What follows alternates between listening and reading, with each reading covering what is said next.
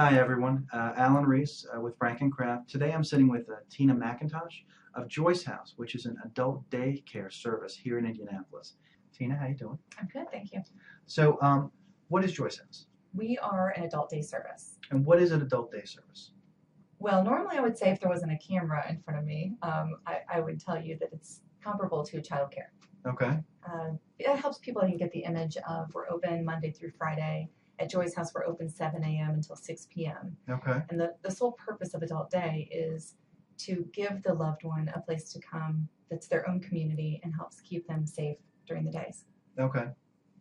And this allows them, their caregiver, to continue to work, to be involved in the community, to have some alone time, Sure. to continue caring for their loved one at home. Being a caregiver can be a really exhausting life. It can be very tiring. And so adult day gives folks the opportunity to maybe get out, can participate more in the community or work a job instead of having to spend the entire day providing care, which can be really That's right. Well, and I think, we always say caregivers come to us very typically financially, physically, and mentally exhausted. Mm-hmm. And we're able to relieve some of that. Financially, we are one of the most affordable options of care in healthcare. Okay. In addition to that, we're able to give them some time for themselves. And we preach that to caregivers. Take time for yourself. You're not alone. Sure.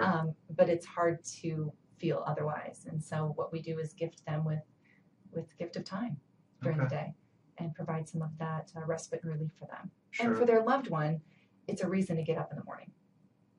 For a lot of our adults who are living with some kind of a life-altering diagnosis, it's hard to get up and get out of the bed. Sure. But when they're coming to Joyce House, it gives them a reason to brush their teeth. It gives them a reason to get dressed. They're coming where someone knows their name and their likes and their dislikes and their challenges and their abilities.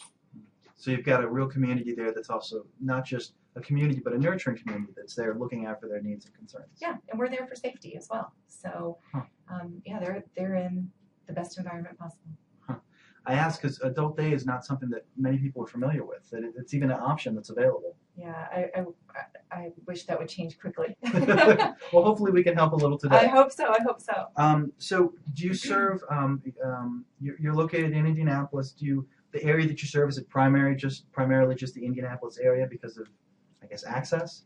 Yeah, we are located in the Broderville area. Okay. So 62nd and Keystone is our closest major intersection. Okay. I am amazed at how far people will come. If it's my mother that I'm caring for, I will drive an hour to have that care, the place where I trust that will keep her safe and enrich her life. Sure. But we have had folks come from all of the surrounding counties. Wow. But that's hard. That is hard. And so, I'd love to see more adult days in greater Indianapolis so that people can be served in the areas where they need. Sure. Can you give an example of like a typical or a hypothetical client that you might see that might come in and need your services? Sure.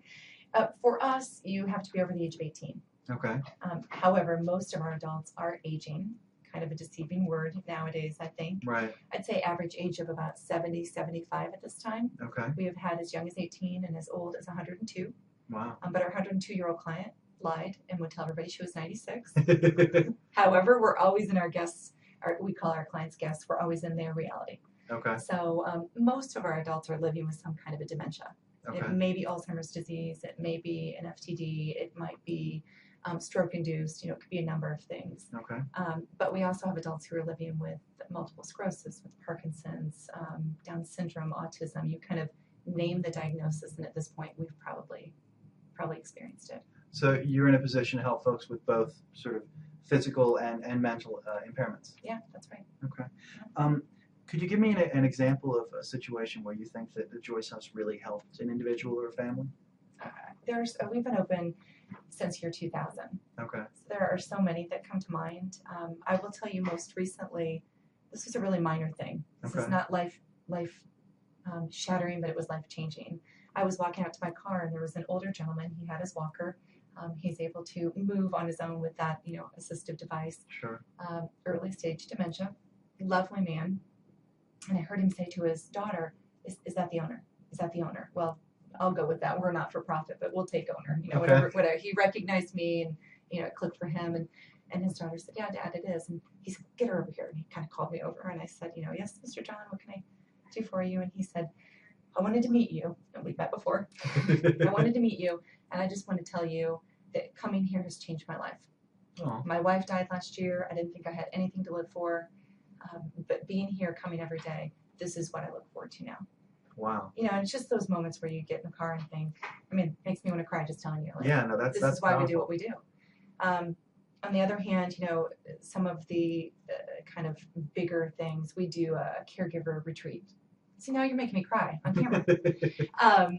We do a caregiver retreat twice a year. It's Okay. called A Day Away. It is complimentary to anyone in Greater Indianapolis. Anyone could come. You could come from California. I don't really care. But it typically focuses on Greater Indianapolis caregivers.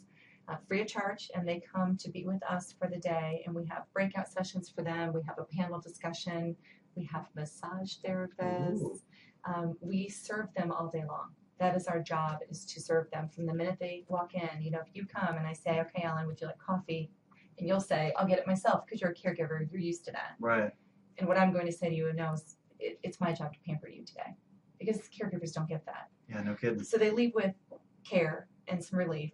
They leave with connections in the community that they probably didn't have before. They also leave with a connection with other caregivers, so they realize they're not alone. I could probably tell you hundreds of stories just from those days alone where caregivers leave feeling empowered. Here, one of my favorite. Two older women sitting at a table, probably in their 80s. And I knew these women. I had known them for years. Very sweet women, you know, always had the nicest things to say. And I walked up on them. They had just met, and I heard one say, well, sometimes I just want to lock him in the closet. And I said, well, you know, hold on, you're not going to lock him in the closet, right? She said, no. And, you know, but the other one said, I feel the same way. And it allowed them to have a healthy conversation of, as much as I love my husband, this is really frustrating. Sure. Caregiving is really frustrating. And sometimes they don't feel like they could even express that most of the time. That's right. We keep it in. We try and hold it together. People say, how are you doing? We say, doing okay. And then we launch into where we are with medicine or medical diagnoses. Right. We neglect how we're doing. And I loved that these two women then spent the entire day together, and they were able to share their frustrations and realize they truly aren't alone. And they became dear friends after the day. That is really powerful. And that's, yeah. I mean, being a caregiver can often make you feel so alone and so isolated and so overwhelmed. Being able to get that connection is just huge. Yeah. And we tell people you're not alone. We're not there with them at 10 o'clock at night when they're trying to care for their loved one and they feel pretty isolated. Yeah. Wow. Thank you for sharing that. For folks who are watching and are themselves maybe trying to look for some help, some resources, particularly within the field of, maybe after listening to this, it occurs to them maybe adult day is something they're looking for. Right. What sort of things should they keep an eye out for? What should they look for in finding a facility that's right for them? Well, first of all, there is a website for Adult Day. Okay. So it's IADS.net. It's IAADS.net. Okay, and we'll put a link to that on the video. That would be great. Folks can click to it. And there's a find a location tab on there. Okay. So if they're looking on the south side of Indianapolis or they're looking on the east side, you know, they can geographically find centers that are near them. Okay. Again, there aren't nearly enough centers, Right. but there are centers out there that are wonderful. So, you know, I think it's use your senses. Drop by the center and see how it feels, how it looks, how it smells.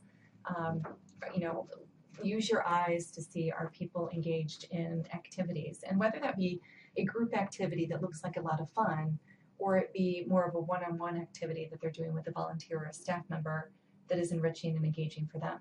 Because not everybody wants to be a part of a big group and needs it to be loud. Sure. Look at how the staff treats the guests and how the guests treat the staff. I think there's a lot to be said for that. Okay. You know, folks with advanced dementia, there's still a connection for them. You can still see it in their eyes. Sure. You know, you can still see it in how they're touched or being touched. Let's see what else. I mean, when you call in, how are you received on the phone? I mean, every little moment. You know, at Joy's house, we say we want people to feel embraced with every touch that they have from us. So whether that be when you call in on the phone, when you walk in the front door, or when you get a letter in the mail, you know, we still want that to feel warm and embracing to you. Tina, thank you so much for joining us today Yeah. and educating us a little bit about Adultcate and also about Joyce House. Tina Mcintosh with Joyce House talking with us today. Thanks for joining us. Take care.